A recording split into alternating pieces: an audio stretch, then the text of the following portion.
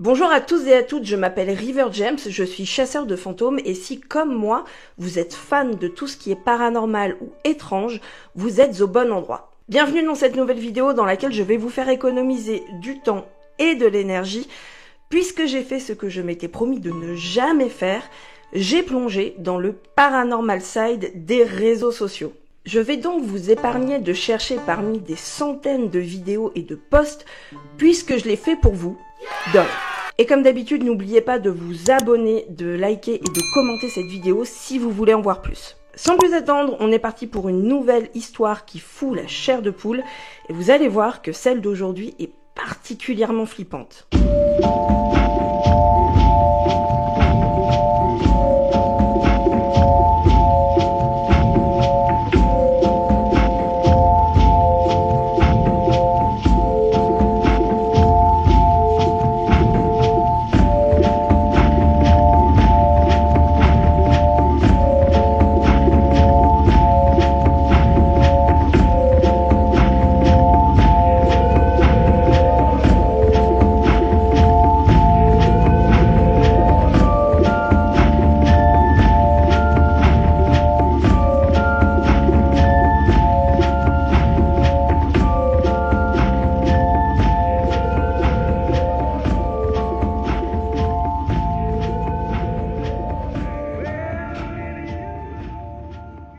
Je vous rappelle que le but de cette série n'est pas de débunker quoi que ce soit, mais juste de vous raconter ces histoires creepy qui ne sont pas les miennes.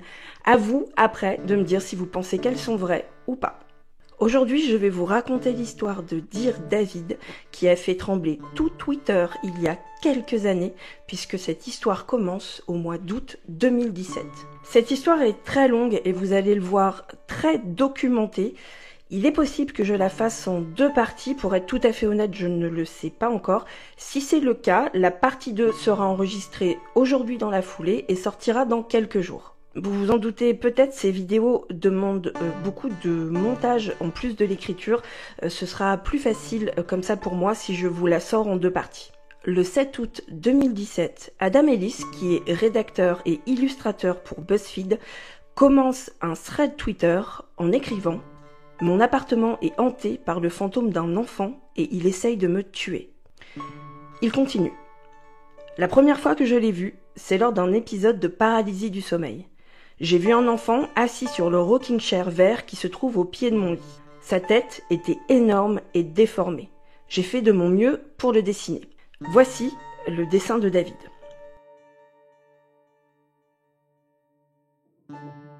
Il écrit ensuite: pendant un long moment, il est resté à me fixer, puis il s'est mis à se traîner jusqu'à moi. Je ne pouvais pas bouger, j'étais paralysée. Je fais souvent des paralysies du sommeil, ce qui craint.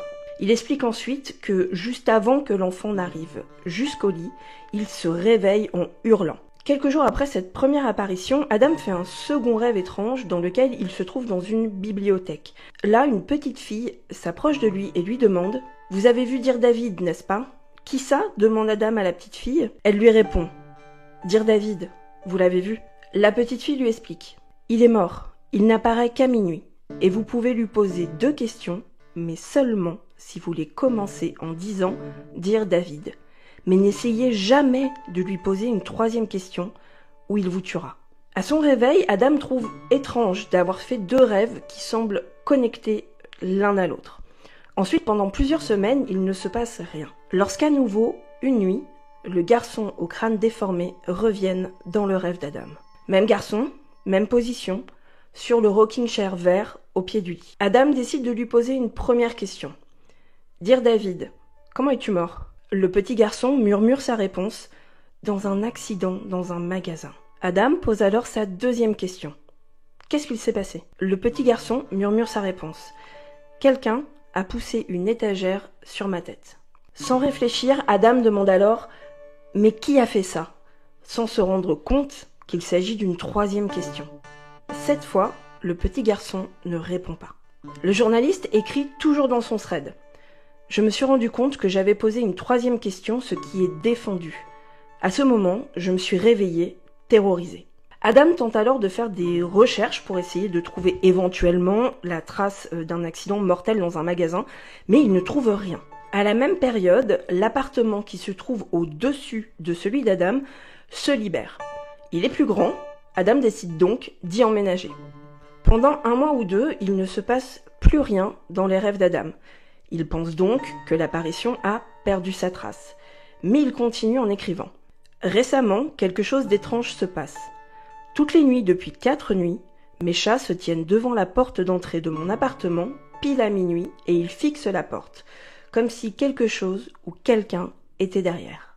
Le post est accompagné de 7 photos, sur laquelle on voit effectivement les 2 chats assis devant la porte. La nuit dernière, j'ai eu un sentiment étrange. Alors, j'ai regardé à travers l'œillet de ma porte et je jurerais avoir vu du mouvement dans le hall. Quand j'ai ouvert la porte et allumé la lumière du palier, il n'y avait rien. Mais mes chats avaient l'air nerveux et effrayés, leur queue était ébouriffée.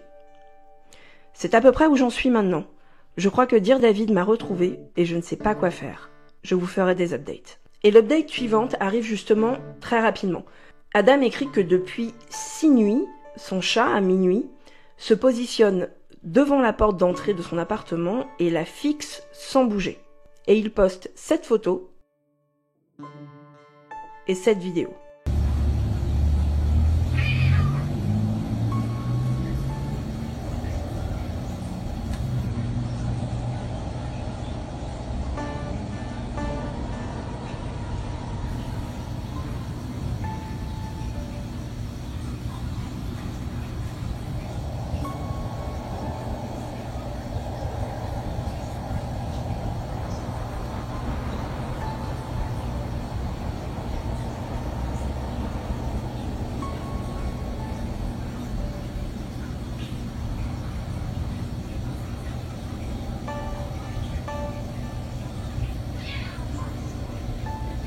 Tout de suite après, le même soir, Adam prend une photo à travers l'œillet de sa porte d'entrée parce qu'il dit qu'il n'a pas eu le courage de regarder à travers. Ensuite, essayant un petit peu de se raisonner, il ouvre la porte et prend une autre photo. Il remarque alors une forme comme une tache qui se trouve en bas de l'escalier sur la première photo, celle prise à travers l'œillet, mais pas sur la seconde. Je ne savais pas s'il y avait une tache sur l'œillet. Du coup, j'ai repris une photo de l'intérieur. Je crois qu'il y avait bien quelque chose dans l'escalier. Le lendemain, Adam poste sur Twitter « Tout est calme ce soir. Je vais laisser en marche une application d'enregistrement pendant que je dors, voir si elle entend quelque chose. » Alors il parle des applications comme celle que j'utilise moi lors de mes enquêtes. Si vous n'avez pas vu la dernière, je vous mets le lien en haut. Ce sont des applications qui à la base sont faites pour enregistrer et voir si vous ronflez ou pas. Elles enregistrent toute la nuit et lorsqu'elles détectent un mouvement ou un bruit, elles se mettent en marche et créent un fichier. Je vais me coucher, mais les chats sont de retour devant la porte. Ils le font toutes les nuits maintenant. À 23h56, Adam poste une vidéo avec la légende. C'est reparti juste quelques minutes avant minuit.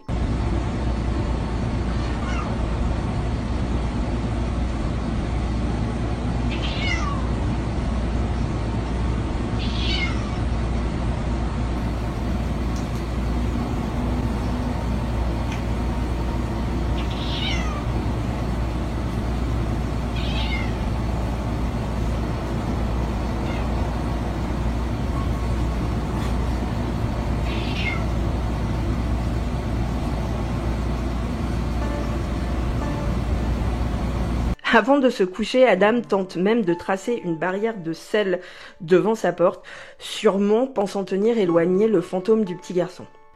Le lendemain, l'application d'enregistrement a créé 33 fichiers. 33 fois dans la nuit, elle a capté un son et s'est mise en marche. Lorsqu'Adam les écoute, la plupart sont juste des voitures qui passent dans la rue ou des bruits complètement communs. Mais il y a quand même 3 fichiers qu'il trouve un petit peu étranges. Sur le premier, on peut entendre un petit bruit de claquement clair, puis ce que Adam pense être un pas.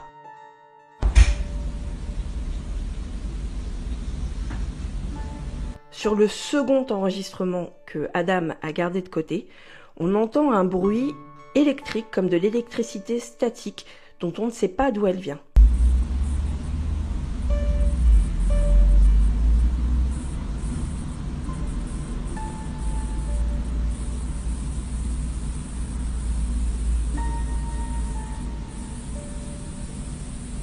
Et le troisième enregistrement survient juste après le second. On entend à nouveau le petit bruit de claquement, puis Adam grogne dans son sommeil.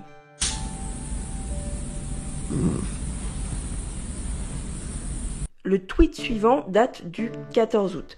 Adam explique qu'il a acheté un Polaroid et qu'il a décidé de prendre quelques photos chez lui. C'est vraiment une très bonne idée. J'ai pris quelques photos de ma chambre et de mon salon.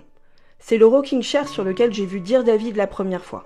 Elles n'ont rien de spécial. Ensuite, je suis allée sur le palier pour prendre une autre photo et le Polaroid est complètement noir. J'ai carrément ouvert un paquet neuf pour voir si ce n'était pas juste l'appareil qui ne s'était pas déclenché, mais les photos vierges sont blanches. J'ai ensuite cru que peut-être j'avais mis mon doigt sur l'objectif, du coup j'en ai pris une en faisant exprès. À gauche, celle avec mon doigt, à droite, celle sans, prise juste avant minuit. C'est peut-être rien, mais je ne sais pas quoi en penser. Quelques minutes après, Adam poste cette vidéo dans laquelle il se filme en train de prendre les photos. À nouveau, celle du palier se développe complètement noire. Okay, here's my living room.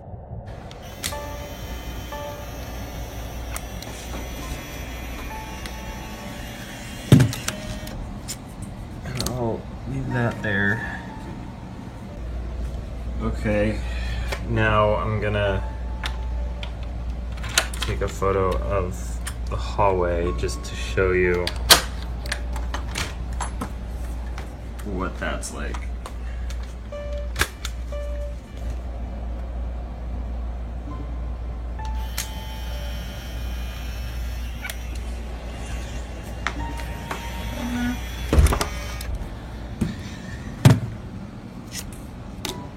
And as you can see, the first one has already developed. So let's see what this one does.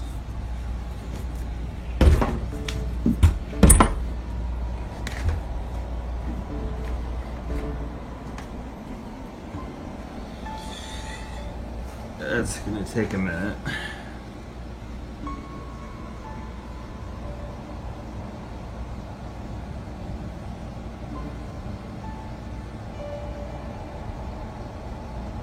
But it is developing black.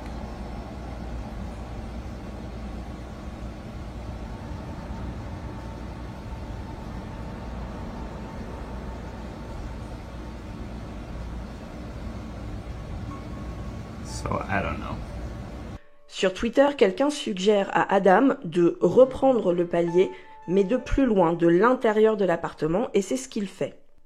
À gauche, la photo de mon téléphone, à droite, celle avec le Polaroid. Pourquoi le hall est-il toujours noir avec le Polaroid? Le 15 août, Adam rêve à nouveau du garçon. Dans mon rêve, ma chambre était pleine de fumée épaisse, mais je pouvais voir Dear David assis sur le rocking chair. Il avait l'air plus petit cette fois, comme rétréci. Il ne disait rien et ne bougeait pas. Il restait à me regarder. Le 18 août, nouvelle update. Cela fait 2 semaines et il continue à se mettre devant la porte toutes les nuits à minuit. Il y a eu d'autres choses étranges. L'application d'enregistrement continue à capter ce son électrique. Toutes les nuits, à 3 heures du matin, le bruit dure environ 5 minutes. C'est juste des petites choses qui se passent au même moment. Je ne me sens pas bien, un peu comme lorsqu'un orage va arriver. Tout le monde me dit de déménager, mais je n'ai pas de garantie que les phénomènes ne me suivront pas. 3 jours plus tard, le 21, Adam revient sur Twitter avec un nouveau thread. Tous ces trucs de fantômes sont effrayants, mais le week-end dernier, c'est vraiment la première fois où je ne me suis pas sentie en sécurité chez moi. Cette nuit-là, j'ai fait un rêve dans lequel David me traînait par terre, par le bras, à travers un vieil entrepôt abandonné. Je ne sais pas exactement pourquoi est-ce que je ne me suis pas défendue, ou comment ça se fait qu'il avait assez de force pour me tirer, mais bon, c'est la logique des rêves. C'était vraiment un rêve super creepy, mais sur le coup, ça ne m'a pas marqué plus que ça, je me suis réveillée. J'ai pris une douche, et là, j'ai remarqué quelque chose. Ce qu'Adam remarque ce matin-là, c'est un bleu sur son bras. En même temps, on lui avait dit de ne pas poser 3 questions.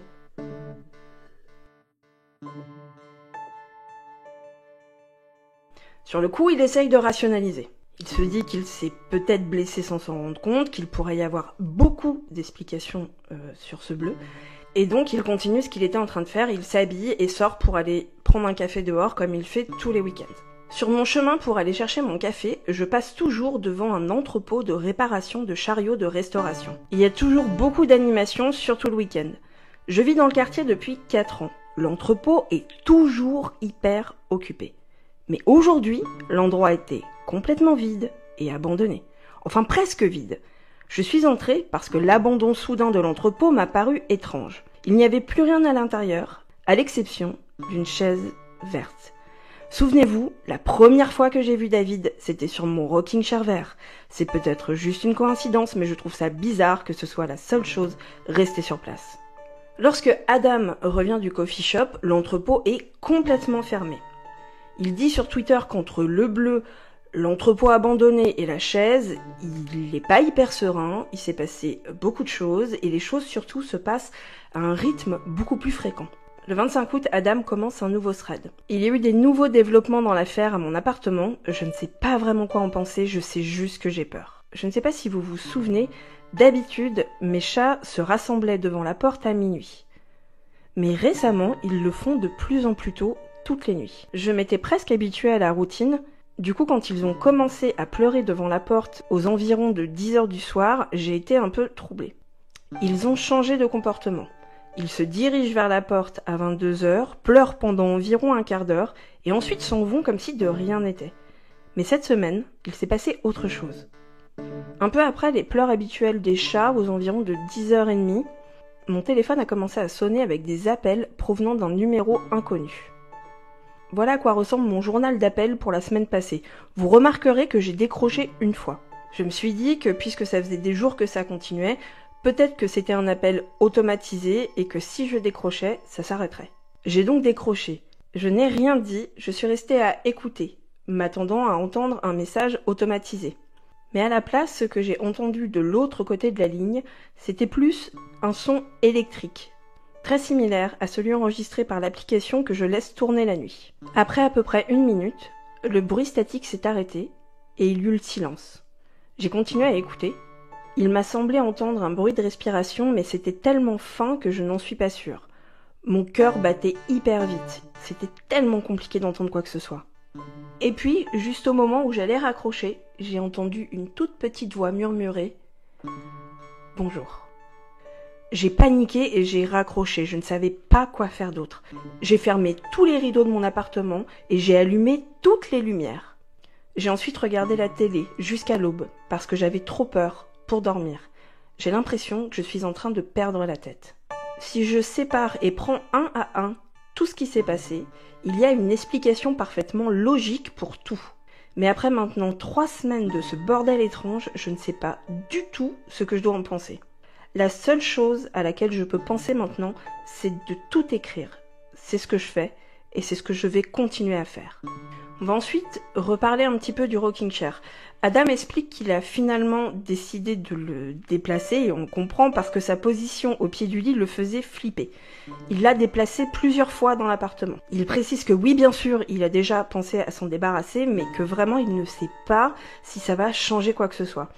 Il raconte aussi qu'il a acheté une caméra de surveillance pour ses chats parce qu'il part en vacances au Japon dans 3 semaines et il veut pouvoir s'assurer que tout va bien. En gros, c'est une caméra de babysitting qui se connecte au Wi-Fi et du coup je peux vérifier tout ce qui se passe quand je le veux. La caméra tourne 24 heures sur 24, 7 jours sur 7. Ça m'envoie aussi des notifications d'alerte dès que l'application entend un mouvement ou un son. Il précise aussi qu'il a barré le nom de l'application parce qu'il pense que cette entreprise ne veut pas être mêlée à des choses paranormales. J'ai décidé de tester l'application ce week-end. Je suis partie de chez moi pour toute une nuit. Du coup, j'ai lancé la caméra avant de partir. De temps en temps, mon téléphone a reçu des notifications pendant la soirée me disant que mes chats couraient ou jouaient. Rien d'anormal. Puis, aux alentours de 11h, j'ai reçu une application à nouveau me disant que du mouvement avait été détecté. Mais quand j'ai regardé les images, je ne voyais rien. J'ai regardé une seconde fois, je n'ai toujours rien remarqué. J'ai regardé une 3e fois, et là, enfin, j'ai vu quelque chose. Regardez bien le rocking chair.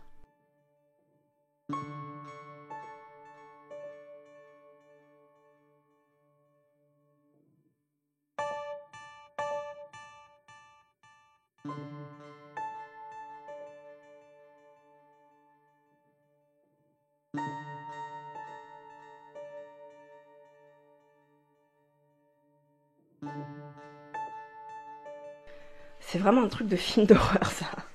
Adam écrit « Je savais que ça ne pouvait pas être le vent, j'utilise la climatisation et mes fenêtres sont toujours fermées. C'était flippant, mais sur le coup, je ne pouvais rien faire. Du coup, j'ai fermé mon téléphone et j'ai essayé de ne pas paniquer. » Quelques minutes après, Adam reçoit une nouvelle notification que quelque chose a bougé chez lui.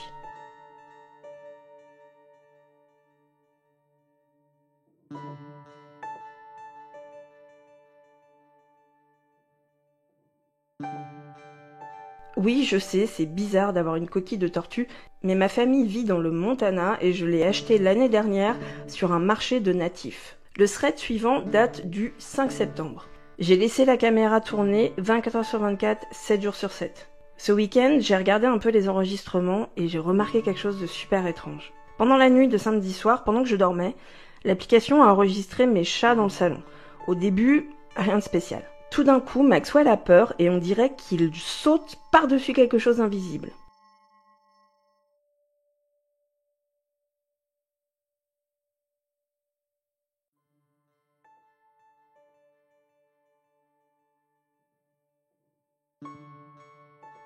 Quelques jours après, toujours en septembre, Adam raconte qu'il fait de plus en plus de cauchemars, des cauchemars qui sont de plus en plus intenses, et en particulier un qu'il a fait alors qu'il faisait une sieste ce jour-là. Dans mon rêve, j'étais allongée dans mon lit et je me suis tournée sur le côté. Sur l'oreiller à côté de moi, il y avait une tête tranchée dont la colonne vertébrale dépassait. La tête me regardait fixement avec un immense sourire.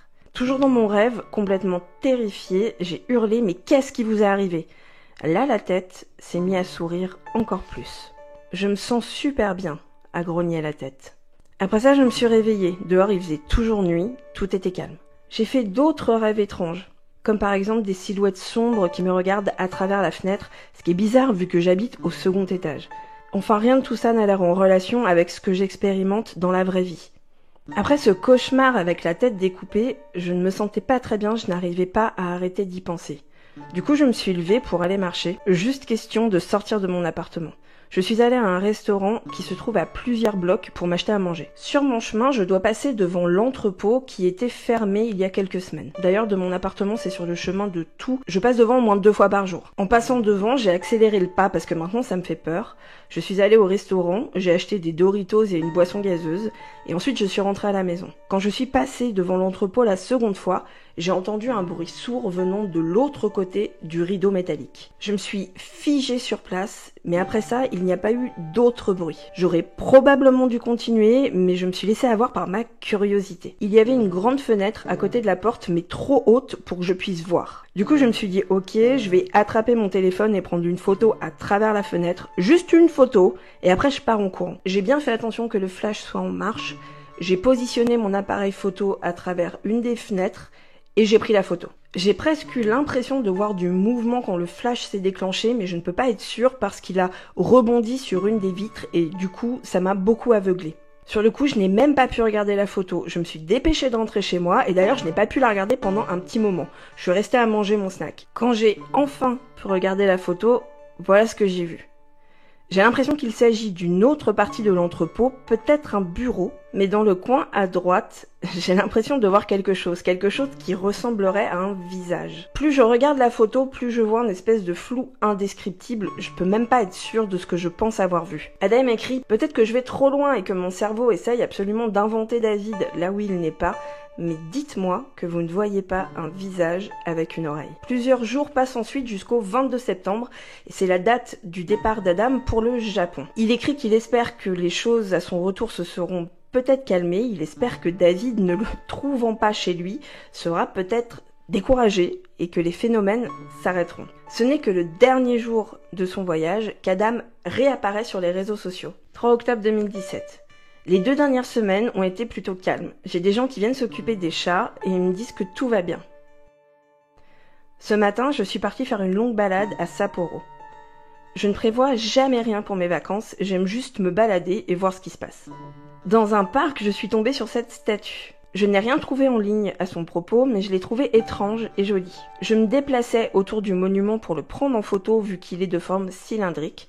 Je me suis déplacée sur un des côtés et là, j'ai quasiment lâché mon téléphone.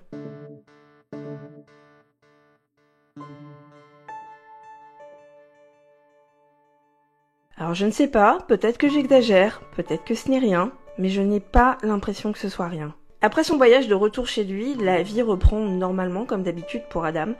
Quelques jours après, le 14 octobre, les tweets reprennent.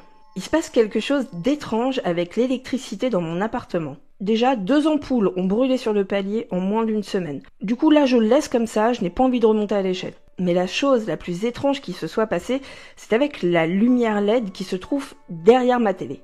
C'est une bande de petites lumières LED qui se branchent sur la télé via un port USB. La télé doit alors être en marche pour que la lumière derrière fonctionne. Mais la nuit dernière, elle clignotait sans que la télé soit allumée. Je m'en suis rendu compte juste avant l'aube parce que je me suis réveillée et je suis partie dans la cuisine pour prendre un verre d'eau. À peine j'étais revenue dans mon lit que j'ai vu dans le salon un léger éclair de lumière. Au bout de quelques secondes, le noir est revenu. Je suis retournée dans le salon et je suis restée à regarder la lumière derrière la télé clignoter pendant quelques minutes. C'était super étrange. Au bout d'un moment, elle s'est arrêtée complètement, elle ne marche plus. Je ne l'ai achetée qu'il y a 2 mois, ça me paraît étrange qu'elle soit déjà cassée. À partir de là, je ne pouvais pas me rendormir, donc je suis sortie de mon appartement et je suis allée au diner, c'est la seule chose ouverte à 4h du matin. Lorsque je suis rentrée chez moi, le soleil commençait à se lever, du coup je me suis dit qu'il valait aussi bien prendre une douche et partir au travail. Je me suis lavée les dents et ensuite je suis allée dans ma chambre pour m'habiller. Lorsque je suis passée devant la porte d'entrée de mon appartement, j'ai eu l'impression d'entendre comme un petit bruit ressemblant à des griffes de l'autre côté de la porte. C'était tellement petit que je n'étais pas sûre de l'avoir bien entendu. Je me suis dirigée jusque la porte, mais j'avais trop peur pour regarder à travers l'œillet.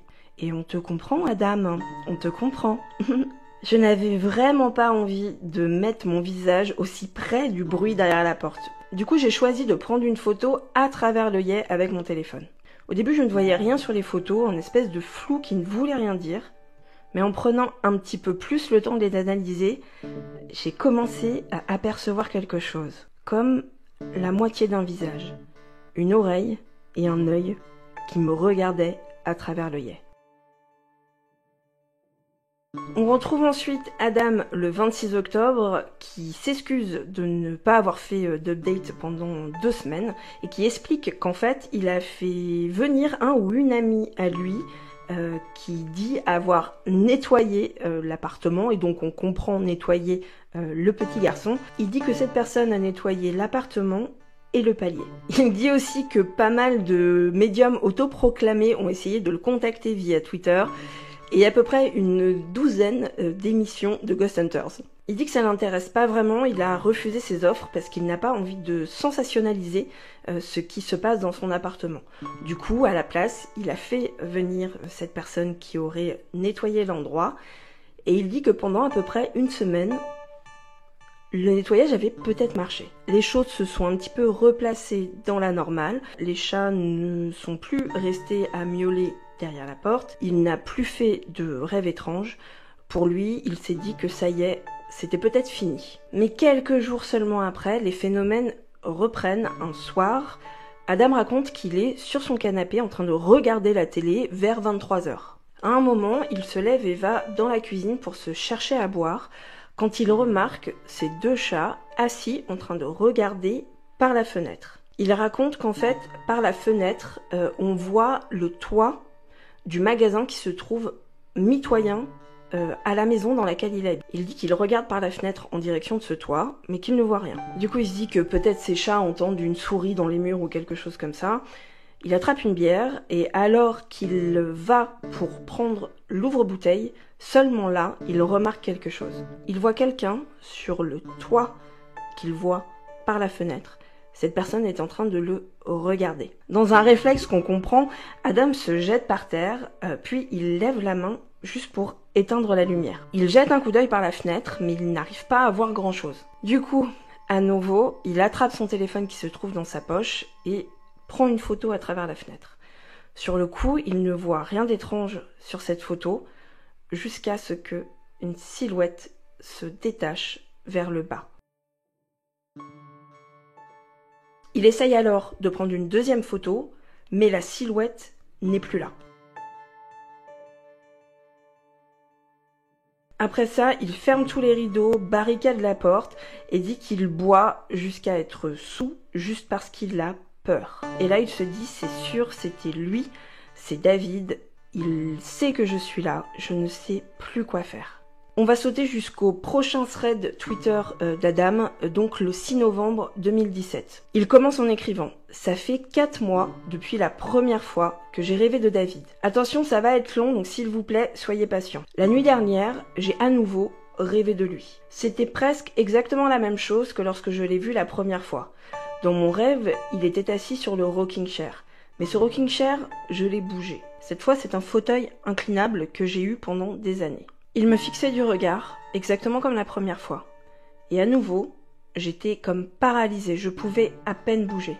Mais cette fois, quelque chose était différent. J'ai réussi à bouger mes mains. David me regardait et j'avais la hantise de ce que je savais qu'il allait se produire.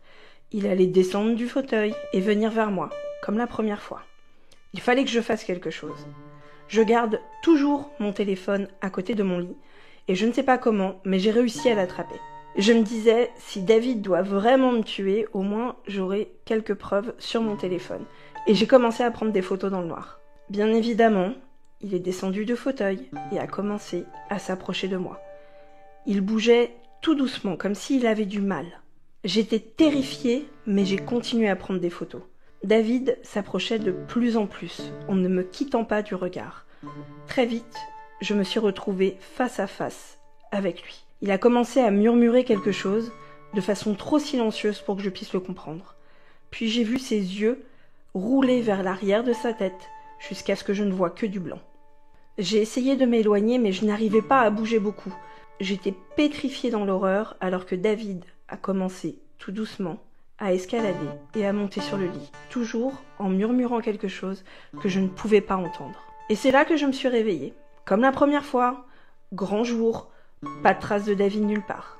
Je suis tellement habituée au phénomène maintenant, et puis, après tout, ce n'est qu'un rêve. Donc je me suis levée, je suis partie au travail, et au bout d'un moment, je n'y ai plus pensé. Je n'allais même pas vraiment vous le raconter, puisqu'il n'y avait pas grand-chose de nouveau, jusqu'à ce que ce soir, je remarque quelque chose qui m'a terrorisée.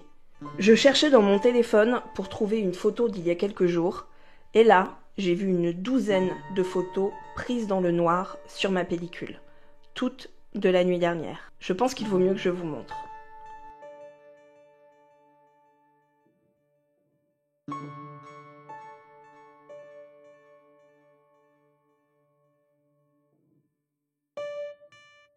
Oh mon Dieu!